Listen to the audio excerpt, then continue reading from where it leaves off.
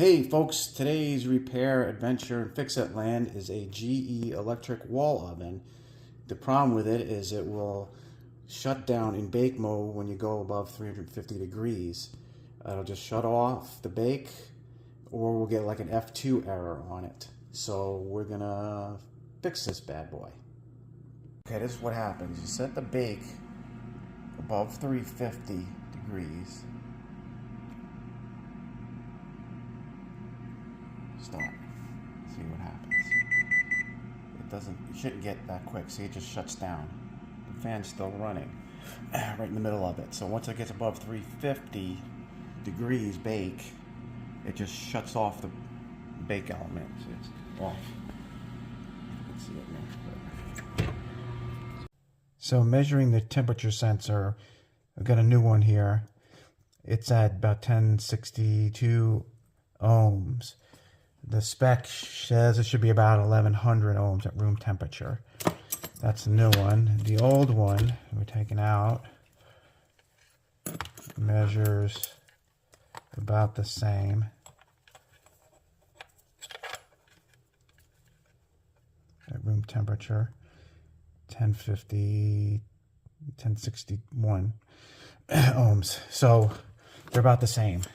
So let's gonna try and swap out to the new temperature sensor.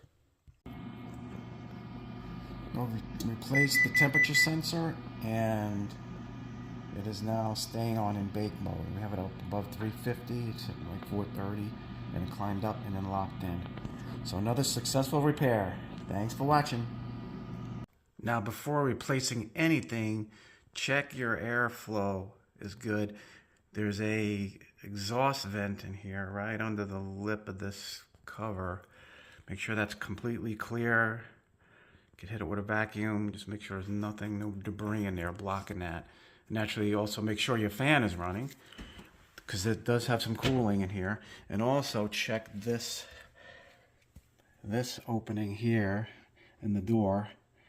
That should be completely clear. There's a lot of gook in there sometimes. You can hit that with a vacuum, because the airflow, the cool air comes up from the bottom and flows through this cavity. So that could be a problem.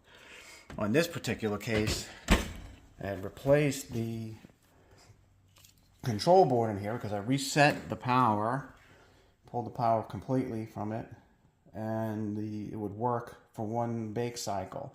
So it seemed like something in the logic board was going kablooey in there. So every time it was reset, it would work okay, but then it would fail again. So you'll see a lot of people out there saying, no, check your temperature sensor, which we just replaced.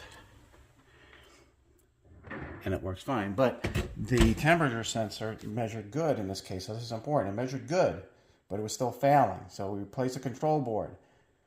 That didn't fix it. We checked the temperature sensor and it measured good. You saw that was 1160 ohms. But what happens is it looks like that should change approximately 2 ohms per degree, a linear scale. And what looks like is happening when it gets at the higher temperatures above 350, it goes non-linear, it goes crazy and starts going out of control. And we were getting an F2 error sometimes, which means it's overheating. It's going over 600 or so degrees in the oven cavity, and then it shuts it down. So what's probably happening there is it was going higher resistance at the higher temperatures than it should have been, but we couldn't really measure that. If you really want to go in and measure, you can get an oven temperature sensor, an analog one, and stick it in there and see what's going on. I didn't have one, but in this case, that's probably what happened here, since we replaced the oven sensor and it worked, even though the old one measured good at oven temperature, at room temperature. So that's a lesson to be learned. All right, thanks, folks.